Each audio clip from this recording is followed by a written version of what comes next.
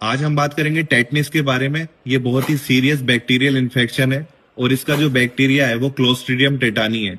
अक्सर लोगों में कंफ्यूजन रहता है कि जो टेटनिस है वो लोहे की जंग लगी हुई चीजों से चोट लगने की वजह से होता है, पर ऐसा सोचना बहुत गलत है क्योंकि टेटनिस का जो बैक्टीरिया है वो कहीं पर भी हो सकता है। धूल में, मिट्टी में, लकड़ी में, किसी भी जगह पर हो सकता है। अगर आपको चोट लगती है, आपको घाव हो जाता है, तो आपको इसका इंजेक्शन लगवाना चाहिए जिसको टीटी इंजेक्शन बोलते हैं। इसके बैक्टीरिया के जो स्पोर है वो घाव के थ्रू हमारी बॉडी में एंटर कर जाते हैं और हमारे नर्वस सिस्टम को बहुत ज्यादा इफेक्ट करते हैं, जिसके बाद पेनफुल मसल स्पाज्म पैदा होता है और जो हमारा जॉ होता है ये लॉक हो जाता है, बहुत ज्यादा स्टिफनेस आ जाती है। मरीज अपना मुंह नहीं खोल पाता है और उसको कुछ भी निगलने में परेशानी होती है, जिसके बाद नेक स्टिफनेस, फीवर आना, नर्वस सिस्टम डिस्फंक्शन होना, बीपी लो होना पेशेंट का, रेस्पिरेटरी और एब्डोमिनल मसल्स में कॉन्ट्रैक्शन पैदा होता है, बहुत ज्यादा स्पास्म आता है और धीरे धीरे ये ओपिस्टोटोनस पोस्चर में चेंज हो जाता है, जिसके बाद जो हमारी रीढ़ की हड्डी है उसमें फ्रैक्चर हो सकता है, मसल टीयर हो सकती है, मसल फट सकती है, जिसके बाद मरीज की डेथ भी हो सकती है। टेटनिस बीमारी का कोई इलाज नहीं है, पर अगर समय पर वैक्सीन लगती रही है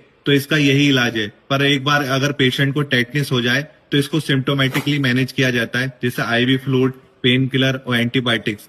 तो इस तरह इसका इलाज किया जाता है। अब हम इसकी वैक्सीनेशन की बात करते हैं तो जब बच्चा पैदा होता है तो उसके छठे हफ्ते, 10वें हफ्ते और 14वें हफ्ते में वैक्सीन लगती है और उसके बाद जो बूस्टर डोज होती है वो 16 से लेकर 24वें हफ्ते में दी जाती है।